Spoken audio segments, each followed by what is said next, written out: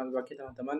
Ada seseorang yang bertanya pada saya, apakah seorang yang melakukan tindak pidana korupsi bisa bebas dari jeratan hukum? Jawaban saya, dia minta pertimbangan hukum saya. Jawaban saya adalah seseorang yang melakukan tindak pidana korupsi tidak bisa bebas dari jeratan hukum. Kenapa? Karena tindak pidana korupsi adalah suatu yang sangat dibenci oleh negara. Bahkan dalam restorasi justice pun disebutkan, dalam restorasi justice keadilan berdasarkan penyelesaian sengketa berdasarkan perdamaian sebagaimana berita negara Republik Indonesia, Peraturan Kepolisian Nomor 8 Tahun 2021, sesuatu yang tidak bisa direstorasi justice adalah sebagaimana pasal 5, bukan tindak pidana terorisme, tindak pidana terhadap keamanan negara, tindak pidana korupsi, dan tindak pidana terhadap nyawa seseorang. Jadi tindak pidana teroris, tindak pidana keamanan negara, tindak pidana korupsi, dan tindak pidana terhadap nyawa seseorang tidak bisa direstorasi. Artinya, dalam tingkat kepolisian pun, seseorang yang melakukan tindak pidana korupsi tidak bisa untuk diselesaikan secara damai.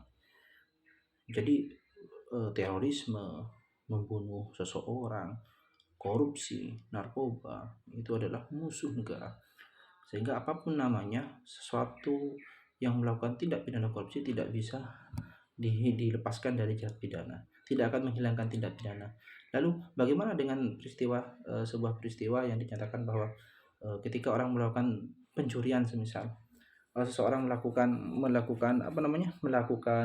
korupsi karena dia ketahuan lalu dikembalikan uangnya, lalu dia bisa dibebaskan dari jeratan hukum, itu tidak bisa dijelaskan. Versi saya, tanggapan analisa saya, tidak bisa dibebaskan dari jeratan hukum, karena bagaimanapun juga mengembalikan uang dari seseorang, mengembalikan uang yang telah dikorupsi kepada negara sebelum terjadinya penetapan tersangka, dengan sebelum terjadinya penyelidikan atau sebelum terjadi laporan, berdasarkan pengembalian secara sukarela dengan mengembalikan setelah terjadi laporan, itu sangat berbeda.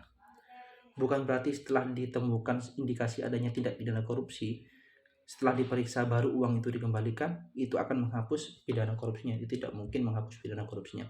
Akan tetapi jika pada waktu belum diperiksa, belum dilaporkan oleh seseorang, dia dengan sadar sukarela menyatakan bahwa ini memang ada kesalahan, dan dia mengembalikan secara sukarela kepada pemerintah atau kepada negara karena dasar kesadaran diri tanpa adanya pemeriksaan dan lain sebagainya, maka kemungkinan besar bisa menghapuskan tindak pidana yang dia lakukan karena dia sadar, dia mengembalikan dengan sadar karena sebelum adanya laporan. Itu berbeda dengan setelah adanya laporan.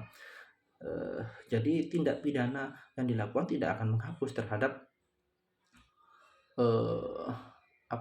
hal apapun yang dia kembalikan.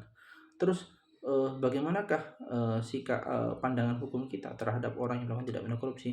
Indonesia rata-rata tindak pidana korupsi yang dilakukan oleh orang-orang itu hukuman minimal semua, tidak ada hukuman maksimal. Artinya hanya berlaku untuk orang kelas-kelas elit saja hukuman maksimal itu, semisal orang pabrik Vico dan lain sebagainya, seperti kasus-kasus di Jakarta. Tapi kalau tindak pidana korupsi yang berada di bawah, kasus-kasus di bawah, rata-rata hukuman minimal, tidak pernah ada hukuman maksimal. Itu pendapat saya, sepengetahuan saya. Kenapa sih ya, kita sama-sama harus melihat ada apa dengan hukum kita seperti itu, sehingga ketika kita tahu, bisa kita kawal bersama terhadap tindak pidana korupsi yang dilakukan oleh seseorang. Mungkin itu saja yang bisa saya sampaikan terhadap pertanyaan orang teman-teman barusan kepada saya. Jadi simple, intinya tanggapan saya adalah tindak pidana yang dilakukan oleh orang tersebut tidak bisa menghapus, walaupun dia sudah mengembalikan uang negara karena dia telah diperiksa lalu mengembalikan uang negara, tidak akan menghapus pidana yang dia lakukan dan sanksi yang dia lakukan. Insya Allah tetap akan disanksi, tetap akan dikenakan vonis oleh majelis hakim. Sekian, terima kasih.